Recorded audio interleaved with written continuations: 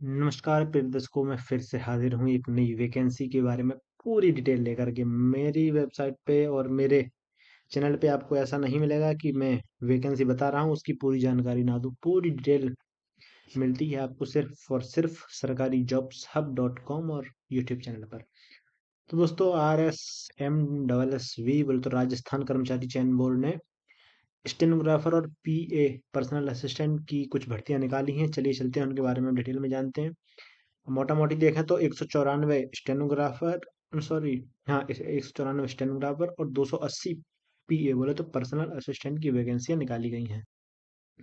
चलिए इसके short overview के बारे में जाने। वैसे इसमें आज इतनी सारी चीजें जानने को मिलेंगी आपको फुल टू डिटेल। तो बिना किसी गाल बजाए चलते हैं। गाल तो बज गई वैसे क्या है, लेकिन जानकारी तो मिलेगी। ये विशेषज्ञ क्या लिखता है यार भाई मेरे दोस्त। विशेषज्ञ बोले तो यहाँ पर ये मतलब भर्ती आयोग है आपका, जो राजस्थान कर्मचारी चयन बोर्ड है, ये आपको जानते ही होंगे। रिक्तियां हैं 474 post stenographer. PA grade 2, PA grade 1 वो होते हैं जो कि एकदम हाई लेवल के जो अधिकारी रहते हैं उनके पर्सनल PA रहते हैं। और PA ग्रेड लेवल 2 वो रहते हैं जो थोड़े से कम तबके के अधिकारी रहते हैं। कम तबके मतलब ग्रेड 2 ऑफिसर, मतलब एक होते हैं grade A officer, grade B officer के जो पर्सनल PA रहते हैं उनके लिए ये वैकेंसी निकली है। जैसे IAS PCS उनके ग्रेड A लेवल के पर्सनल असिस्टेंट PA रहते हैं। उससे छोटी पोस्ट वाले के लिए ग्रेड 2 के PA रहते हैं। अधिसूचना आपकी 26 फरवरी को जारी हुई है। आवेदन शुरू होने की तारीख है 29 मार्च, 29 फरवरी, और अंतिम तिथि है 29 मार्च 2024 से पहले पहले। आधिकारिक वेबसाइट इसकी ये है, आप यहाँ से इसको देख सकते हैं। मैं कोई भी लिंक ऐसी नहीं डालता कि यार आप लोगों का दिमाग खराब हो। मेरा बहुत दिमाग खराब होता था, इसलिए तो मैंने वेबसाइट शुरू कर दी। हाँ। अब अगर मैं बात करूं इसमें, हाँ ठीक है, अभी मैं इसमें थोड़ी सी आपको और डिटेल्स डालता रहूंगा जैसे जैसे अपडेट होता रहेगा। हाँ, ये यहाँ पर सब समझने की बात ये है। 1 मिनट रुक के जाना भाई, लोग भागने का नहीं, बिल्कुल ही। हाँ, तो स्टेनोग्राफर की जो जिन्हें बोलते हैं आशु लिपिक, ये जल्दी जल्दी लिख देते हैं। स्टेनोग्राफर के आप जानते होंगे, PA आप जानते होंगे। तो यहाँ पर आप ये चीज देख रहे होंगे, कार्य क्षेत्र नॉन TSP और TSP। राजस्थान में रहने वाले लोग इसको हमेशा सुनते ही सुनते रहते हैं। तो राजस्थान वालों, आई लव यू। रिक्तियों की संख्या आप 194, नॉन TSP में 257 और TSP बोले तो 23, TSP में 23 पर्सनल असिस्टेंट।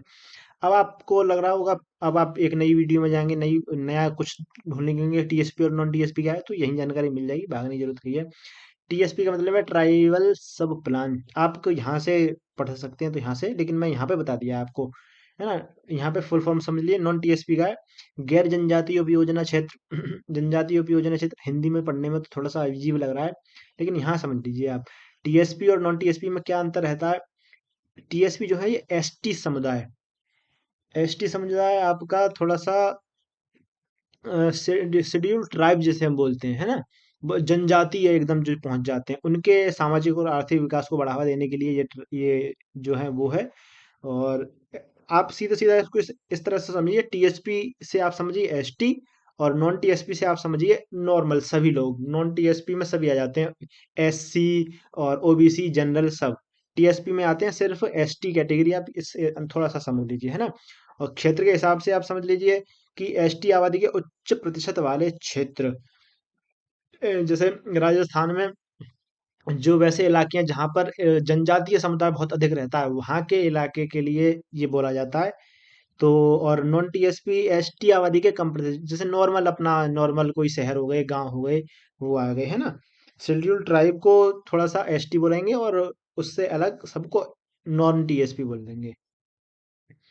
सुविधाएं और आरक्षण, मतलब ये तो थोड़ी सी मैंने और डिटेल में लिख दिया इसको कि क्या क्या सुविधाएं रहती हैं। वैसे आप जॉब के हिसाब से ऐसे इतना समझिए। TSP ST और non TSP SC OBC general EWS, इन सभी कैटेगरी के, है ना।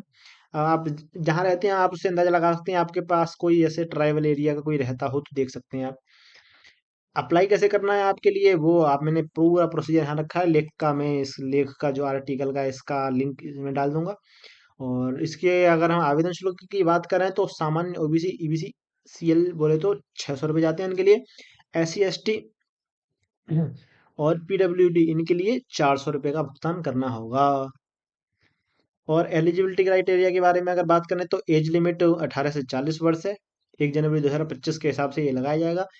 एलिजिबिलिटी क्राइटेरिया में अगर हम एजुकेशन क्वालिफिकेशंस की बात करें तो 10+2 आपने कर रखी हो, और किसी किसी उसमें आपने जैसे स्टेनोग्राफर के किसी किसी पद के लिए अलग से आपको टाइपिंग आनी चाहिए और स्टेनो लैंग्वेज आनी चाहिए, है ना। और ओ लेवल पास परीक्षा बोले तो वही कंप्यूटर वाली बात हो गई। और कंप्यूटर विज्ञान इंजीनियर पॉलिटेक्निक डिप्लोमा RSCIT या समकक्ष पर, हाँ वही कंप्यूटर की आपको अच्छा खासा एक आपके पास डिप्लोमा होना चाहिए, तभी आप इसके लिए एलिजिबल होंगे, नहीं तो ये अगर आपने परीक्षा दे भी दी तो थोड़ा सा दिक्कत हो जाएगी। सिलेक्शन प्रोसेस का सिंपल सा रिटन एग्जाम है आपका, फिर स्किल टेस्ट होगा जो आपको टाइपिंग पर दस्तावेज सत्यापन होगा आपका, डॉक्यूमेंट वेरिफिकेशन होना है, फिर आपकी जो है मेडिकल टेस्ट होना है, सिंपल सा है।